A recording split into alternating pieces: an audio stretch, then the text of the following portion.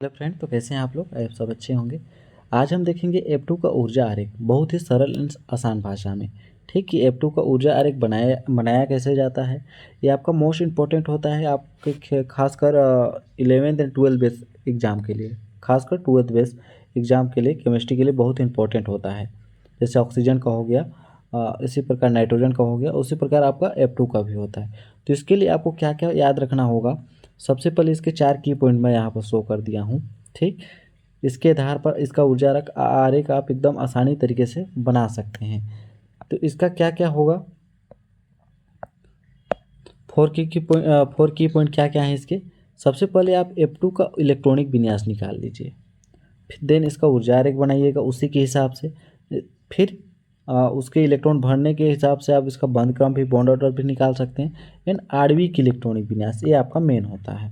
ठीक, तो सबसे फर्स्ट में हम लोग का क्या है, आपका F2 का इलेक्ट्रॉनिक विन्यास। इलेक्ट्रॉनिक विन्यास, तो इसके लिए आपको क्या समझना होगा। आपको पता होगा जो फ्लोरीन है आपका, 2 फ्लोरीन से मिलकर F2 बना हुआ है। इतना तक समझ में आ गया। F2 कैसे बना, 2 फ्लोरीन से मिलकर बना। तो आप सपोज कीजिए एक फ्लोरीन ए हो गया, एक फ्लोरीन ए हो गया।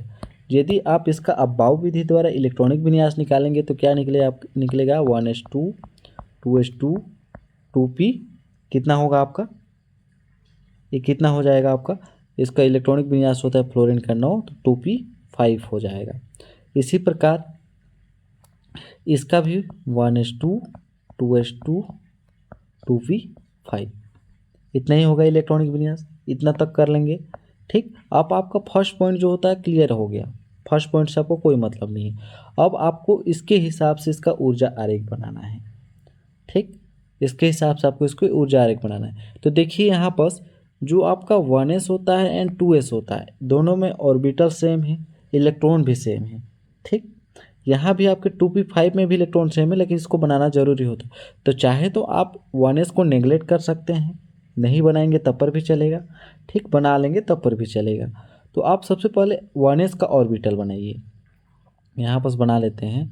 जैसे हम लोग यहाँ पर बना लिए 1s के लिए कक्षक, ऐसे 1s के लिए ओनली एक फ्लोरीन यहाँ पर हो गया, दूसरा फ्लोरीन यहाँ पर हो गया।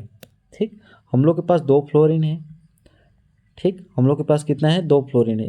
एक फ्लोरीन 2 फ्लोरीन, मतलब इसको 1 बोल सकते हैं, 2 बोल सकते हैं। तो एक 1s को आप इधर लिख सकते हैं, एक के पास 1s यहाँ पर से, यहाँ पर हो गया 1s 1s। अब 1s में कितने इलेक्ट्रॉन है, देखिए 2 इलेक्ट्रॉन है। पहले तो आप कक्षक बनाइएगा। आप s ऑर्बिटल दिया हो तो s ऑर्बिटल का आपको पता होगा कितना कक्षक होता है। s में ओनली 1 ऑर्बिटल होते हैं, p में आपके 3 ऑर्बिटल होते हैं, ठीक, d में आपके 5 ऑर्बिटल होते हैं। उसी हिसाब से जैसे जैसे आप 1s का बनाए हैं ना, उसी हिसाब से आपको ऑर्बिटल पहले शो करना है। तो 1s के लिए ऑर्बिटल शो कर दिए। ठीक, 1s के लिए। अब 1s में देखिए दोनों को कंबाइन कर दीजिए। अब यहाँ पर एक 1 फ्लोरीन 1 हो गया, फ्लोरीन 2 हो गया। अब ये दोनों कंबाइन होकर प्लस होकर यहाँ पर F2 का फॉर्मेशन करते हैं, मतलब ये आणविक रूप में आ जाता है। तो इसको दोनों को जोड़े तभी तो आया F1 बराबर, मतलब F और F को जोड़े तो F2 आया। तो यहाँ पर दोनों ऑर्बिटल को पहले काउंट कीजिए। ऑर्बिटल को काउंट करने के लिए क्या करना है, 1 ऑर्बिटल 2 ऑर्बिटल, मतलब यहाँ पर एक ऑर्बिटल यहाँ आ गया, एक ऑर्बिटल आपका यहाँ आ गया। ठीक, अब 1s का कंप्लीट हो गया। अब इसमें जो इलेक्ट्रॉन है उसको फिल कीजिए। 1s में कितने इलेक्ट्रॉन है आपके, 2 इलेक्ट्रॉन है। यहाँ पर कितने इलेक्ट्रॉन है आपके, 2 इलेक्ट्रॉन है, 2 इलेक्ट्रॉन। तो इस 1s के पास 2 इलेक्ट्रॉन है, इस 1s के पास 2 इलेक्ट्रॉन है। तो यहाँ पर एक आपके 1s, एक फ्लोरीन के पास 1s में 2 इलेक्ट्रॉन है, तो मतलब 2 इलेक्ट्रॉन प्लस 2 कितने इलेक्ट्रॉन हो गए, 4 इलेक्ट्रॉन। तो आपको पता होगा इलेक्ट्रॉन भरने का शेड्यूल। आप हुंस रूल को फॉलो कीजिएगा, जब तक एक ऑर्बिटल में पूरे इलेक्ट्रॉन भर नहीं जाते। मतलब जैसे हो गया आपका p ऑर्बिटल है, 3 ऑर्बिटल, तो सबसे पहले एक इलेक्ट्रॉन भरेगा इसमें, फिर बचे हुए इलेक्ट्रॉन का युग्मन होता है। तो यहाँ पर ऑलरेडी एक ही ऑर्बिटल है, तो दोनों इलेक्ट्रॉन तो भरे जा सकते हैं यहाँ पर। तो यहाँ पर नो कन्फ्यूजन। ठीक, तो यहाँ पर कुल टोटल कितने इलेक्ट्रॉन हो गए, 4 इलेक्ट्रॉन हो गए। तो 4 इलेक्ट्रॉन हो गए, तो यहाँ पर इलेक्ट्रॉन कैसे भरेंगे, यहाँ पर 1 2। अब एक और ऑर्बिटल कंप्लीट हो चुका है आपका। यदि यहाँ पर एक और ऑर्बिटल जुड़ा होता तो पहले 1 1 भरते। ठीक, तो जुड़ा नहीं है तो उसके लिए हम कुछ नहीं करेंगे, 2 इलेक्ट्रॉन भर दीजिए, अब बच गया 2 इलेक्ट्रॉन। ये हो गया आपका 1s। अब इसको नाम भी दे दीजिए, ये हो गया आप लोग का ये हो गया हम लोग का 1s। ठीक, सिग्मा 1s बोल सकते हैं इसको। इसको हम सिग्मा स्टार 1s भी बोल सकते हैं, इसका भी नाम देते चल रहे हैं। ठीक, हम लोग का 1s का चैप्टर ख़त्म। अब बात करते हैं हम लोग, इस 1s का चैप्टर हम लोग का क्या हो गया, क्लोज हो गया। अब बात करते हैं हम लोग 2s की। तो 2s का भी सेम बनेगा, इसके जैसे ही बनेगा। तो जैसे हो गया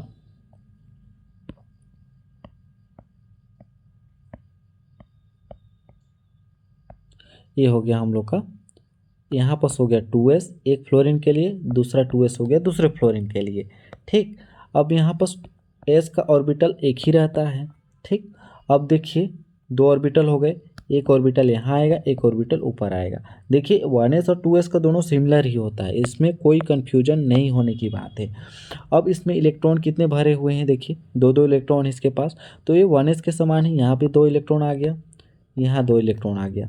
ठीक, 2 इलेक्ट्रॉन यहाँ आ गया, 2 इलेक्ट्रॉन यहाँ आ गया। ठीक, अब इसको हम क्या बोल सकते हैं, सिग्मा 2s, और इसको बोल सकते हैं सिग्मा स्टार 2s, क्योंकि हम लोग 2s की बात कर रहे थे। तो यहाँ पास 1s का कंप्लीट हो गया, 2s का कंप्लीट हो गया। अब बच जाता है हम लोग का p का, जो मोस्ट इम्पोर्टेंट होता है p ऑर्बिटल का। तो p ऑर्बिटल को हम फॉर्म कैसे करते हैं,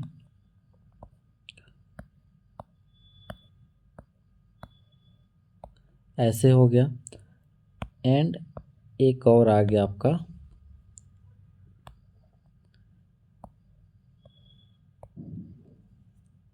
ऐसे। ठीक, हम लोग बात कर रहे हैं किसकी, 2s। अब बात कर रहे हैं हम लोग, बात कर रहे हैं हम लोग 2p की, बात कर रहे हैं किसकी, 2p की। अब p में कितने ऑर्बिटल होते हैं आपको पता होगा, 3 ऑर्बिटल होते हैं, 1 2। एक फ्लोरीन का हो गया हम लोग का, एक फ्लोरीन का हम लोग लिखे, इस फ्लोरीन का हम लोग लिखे, हम लोग इस फ्लोरीन का लिखे 2p का।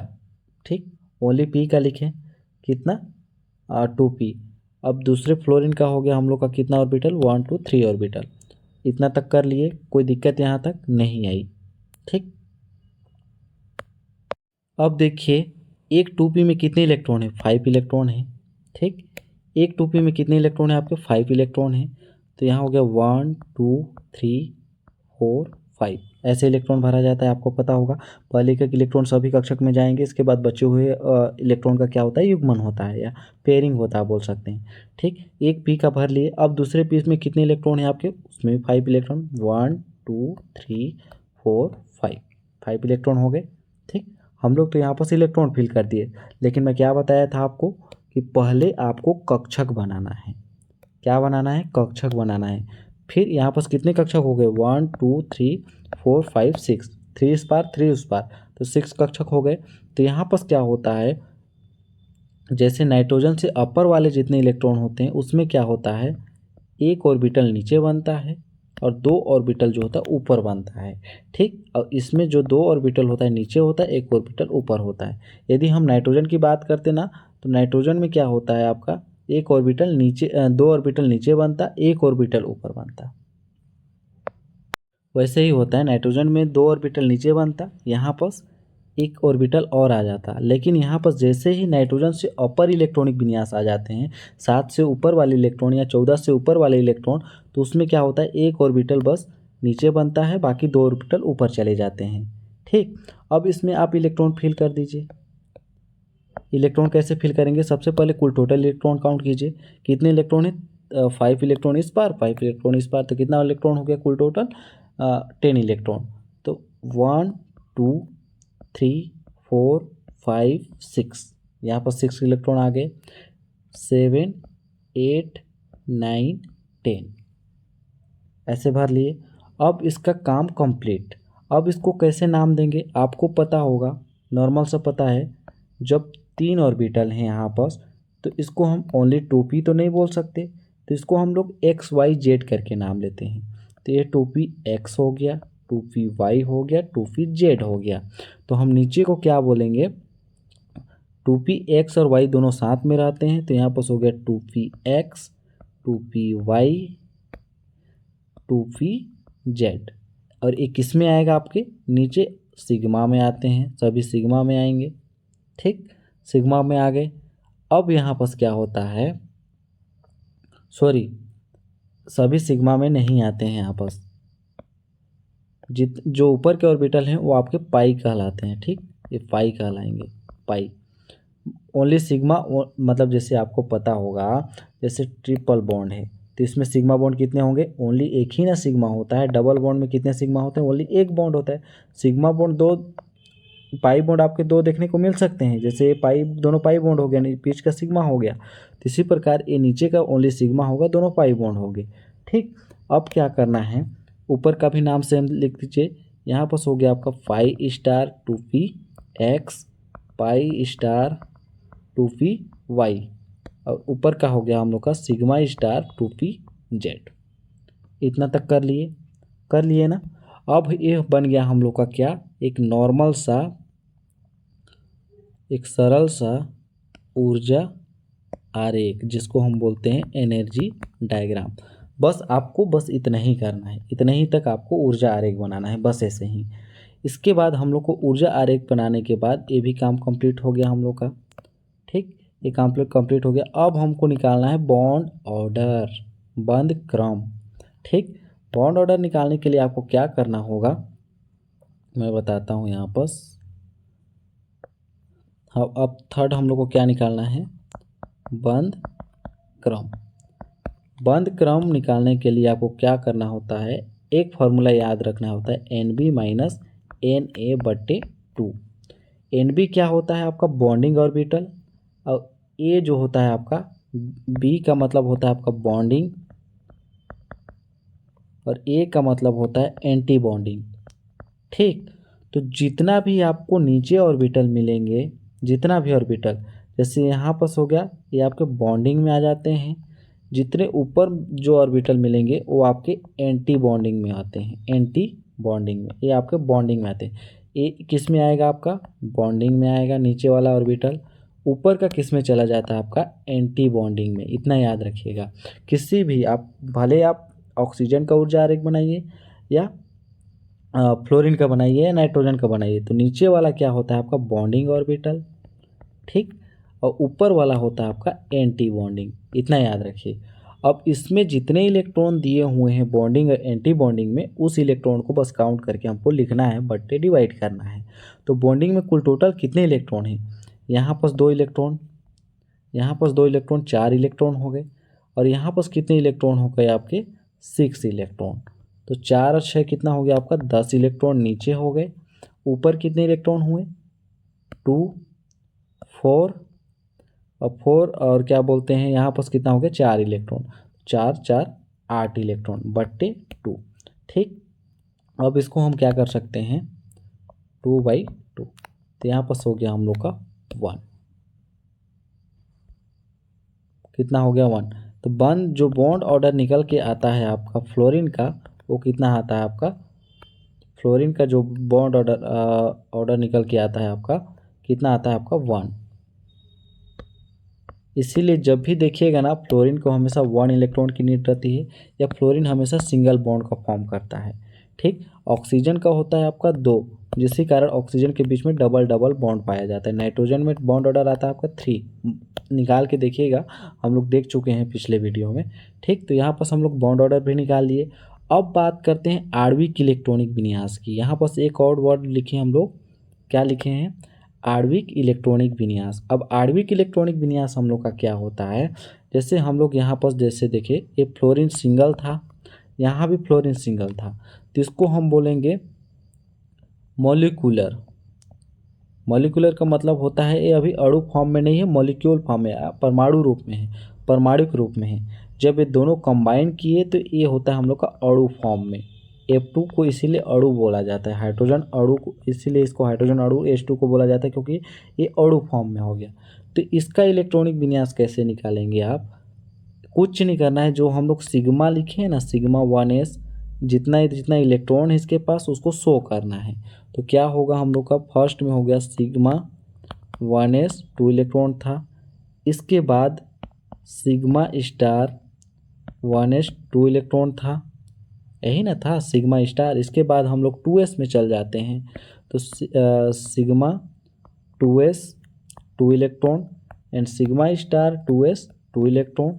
ठीक, अब हम लोग का 2s तक काम कंप्लीट हो गया। अब जाते हैं हम लोग किस में, 2p में।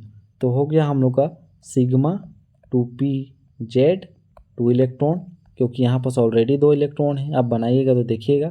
इसी प्रकार पाई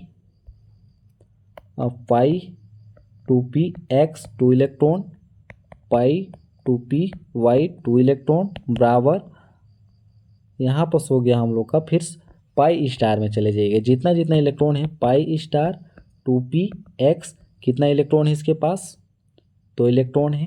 तो यहाँ हो गया हम लोग का 2 इलेक्ट्रॉन। ठीक, pi star 2py 2 electron and sigma star 2pz, कितना इलेक्ट्रॉन है अब सिग्मा स्टार में। यहाँ पर सिग्मा स्टार में कुछ इलेक्ट्रॉन दिखाई दे रहे हैं क्या आपको, यहाँ एक भी इलेक्ट्रॉन नहीं है, तो यहाँ पर आप लिख सकते हैं 0। तो इतना तक का आपका ऊर्जा आरेख का जो कहानी होता है ख़त्म हो जाता है। एक वर्ड और जुड़ता है इसमें, चुंबकीय स्थिति। 5 क्या निकलता है आपका, चुंबकीय स्थिति। ठीक, चुंबकीय स्थिति। यदि आपको कहीं पर भी अनपेयर्ड इलेक्ट्रॉन दिखे, अनपेयर्ड इलेक्ट्रॉन का मतलब होता है सिंगल इलेक्ट्रॉन दिखे, तो उसको हम बोलेंगे अनुचुंबकीय, अनुचुंबकीय। ठीक, जब भी आपको पेयरिंग इलेक्ट्रॉन दिखे, पूरे ऑर्बिटल्स में कहीं पर भी पेयरिंग इलेक्ट्रॉन दिखे, तो उसको हम बोलेंगे प्रतिचुंबकीय।